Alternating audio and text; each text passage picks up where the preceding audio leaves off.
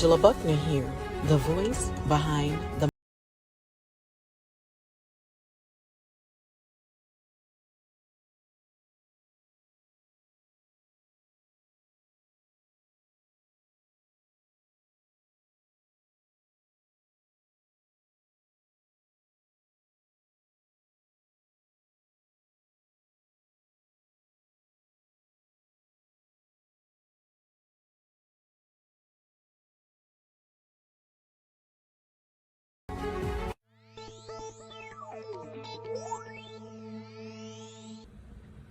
Angela Buckner here, the voice behind the mic. Welcome. We start this newscast off in Indianola at the crown of the Delta, where there's a new mayor in town. His name is Mayor Ken Featherstone, and he will give you an update on the new administration. You are indeed the new mayor of Indianola. Can you talk a little bit about your administration and how everything is going for your city, the one you refer to as the crown of the Delta? Yes. Everything is going very well. Kind of too early to judge right now. I'm only a little bit more than 20 days on the job. Hit the ground running, had some conferences to go to, met some great people, other mayors and city clerks, city engineers from around the state, made some great contacts and whatnot. Some certain issues confronted the city hall and the mayor's office. Right off the back, we had an issue that I had to address regarding illegal dumping. A lot of our trash around town, if you notice, it has been picked up. Right after the holidays, it was really bad. And I'm guessing a whole lot of people got new mattresses for Christmas because there were mattresses all over town. I'm like, oh my God. So we had to get that picked up. Had some created some designated places for people to get their refuse, large items like mattresses, couches, and whatnot.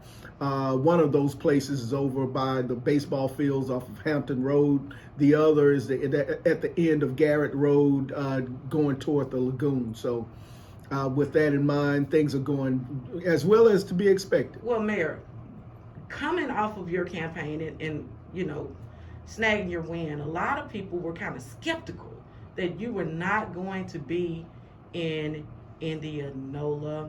Can you speak a little bit about that? Well, everybody knows I'm born and raised here. What they may not know is that I moved back 3 years ago, qualified and established my residency, which is the reason why I was on the ballot. I don't think a lot of people didn't expect me to actually win, so here I am. And I'm here every day.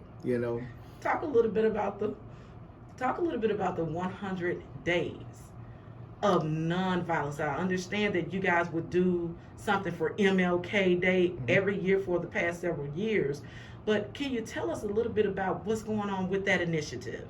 Yes. Martin Luther King's birthday just passed, and for the last 3 years, we have used, along with that message of equality, which Martin Luther King stood for, he also stood for nonviolence. Nonviolence was one of the tenets of his ministry, one of the tenets of his legacy. We have had a problem with violence in our city. Black on black crime has been very prevalent. Random gunfire, murders, a lot of our murders are gone unsolved. So it was always, for the last 3 years, been imperative that we get the message out to stop the violence. Okay.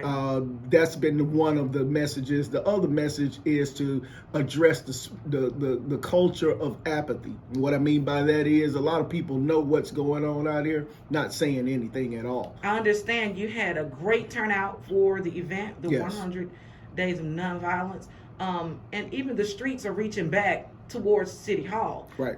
Because they felt that the City Hall was reaching back out to them. Can you Yes. talk a little bit about being grateful for the people who are coming forward Yes. to make sure that this initiative is a success. Right, right. We've got a lot of cooperation from local clergies, churches from all over.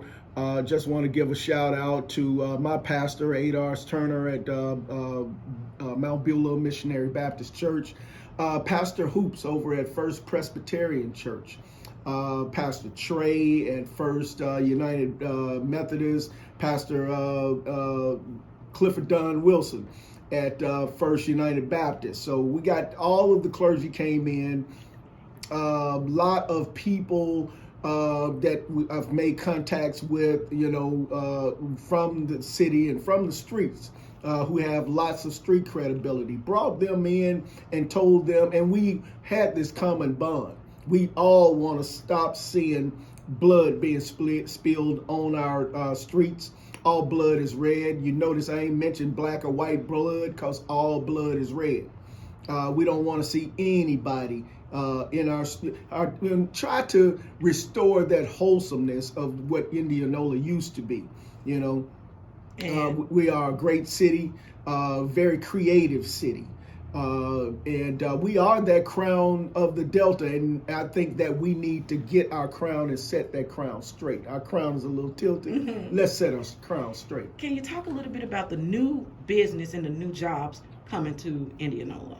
Yes, we just recently opened the doors of Permita LED Technologies. That is a great opportunity that came to the city. Shout out to Delta Strong, the Sunflower County business development team, including Miss Sheila Waldrop, and everyone that was involved in bringing Permita to the old Modern Line building. When Modern Lines, which was a engine manufacturing plant, closed its doors some decades ago, we're still reeling from that. We still haven't recovered from that. So now, since the building has been set up for so long and it still had good bones, it could still be used. So new infrastructure has been set inside of it, and we're opening it up for anyone that needs to come in. Permita, again, is a light bulb company. However, it's an e-commerce business, and it services and distributes its products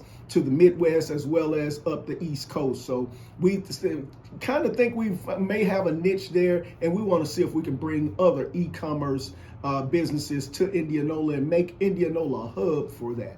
Bringing more businesses, more jobs, better economic development, and advancing the quality of life for every citizen here in Indianola. Don't go anywhere. Stay right there. And we're going to have some words from our sponsors. Priority One Insurance Group Incorporated. Need help finding the best insurance for your car? Need help filing those taxes? Priority One Insurance Group is waiting to help. Give them a call today.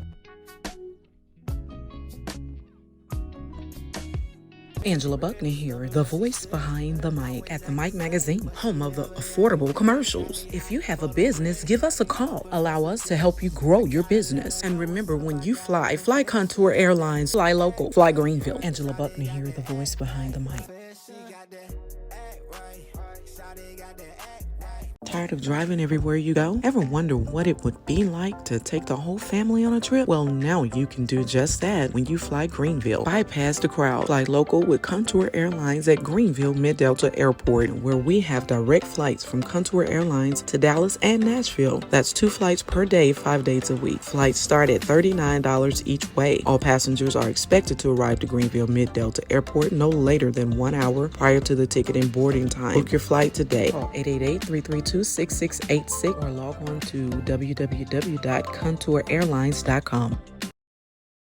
And welcome back. The city of Greenville is getting ready for the virtual Worship on Water. Hey, Mayor, can you tell us a little bit about the virtual Worship on the Water that's going to happen right here in the city of Greenville? Yes, the city of Greenville began a Worship on the Water series back when we first got elected into office, and in 2017 received the U.S. Conference of Mayors City Livability Award for this worship interracial racial reconciliation initiative. And so what we do every 5th Sunday of the month, we have pastors of different churches and inspirational singing from a different church. So we have two different churches. You have a Catholic pastor and a Baptist choir all coming together to sing. And so because of COVID and the surge of Omicron, we're not going to be down at the levee front. Of course, the weather's a little cold and chilly. We're going to do a virtual worship on the water. And so we want people to tune in, look onto our city Facebook page. You can look on there, but also it will be via Zoom if you just want to go to Facebook, or you can go on your phones and look at Zoom, or at your computers at home in the comforts of your home. And so the overall goal is to exalt God and come collectively together and participate in corporate worship together as a community. And if you know your neighbor, then you begin to love your neighbor more. And so that's how we're doing this, by most definitely keeping God at the center of our administration, but also worshiping Him as a community together. Staying in the city of Greenville, Chief Ruben Brown says he's thankful for a grant that allowed a new fire truck. Chief, can you talk a little bit about the importance of getting another fire truck? Yes. In 2019, the City of Greenville Fire Department, we applied for a grant, Assistance to Firefighter Grant. We had a fire truck that was more than 31 years old. And so the last call that fire truck was on, it was at Gamma Brother Clinic. And so at that fire, that truck malfunctioned and almost cost 2 firefighters their lives. And so at that point, we knew it was a time, that was the time that we needed new equipment. And so we applied for the grant in 2019. And so assistance to firefighter grants are very, very competitive. And so we're just really blessed and fortunate to get this grant. The grant was for more than $990,000. We use those funds along with our state rebate funds. And again, this truck equals, for the taxpayers in the city of Greenville, a free fire truck. So what are we looking at? What type of fire truck is it? This here is a Pierce Ascendant. This truck here is, the ladder extension is more than 107 feet. How many stories are we talking? More than 7 stories. Wow. We actually raised the ladder truck, and it went beyond the tallest building in Greenville, which is Delta Tower. And again, so a fire truck of this size, again, it is for, it can be used for the smallest fire at a residential home, but also the tallest building. And just like I tell people, just like insurance, a fire truck is there when you need it. It may not be used today, but again, it will be needed during that emergency. Thanks for tuning in. We would like for you to subscribe to our YouTube channel. We are on Instagram, TikTok, and Facebook. If you would like to donate to the Mic magazine, the information is on the screen. Angela Buckman here, the voice behind the mic.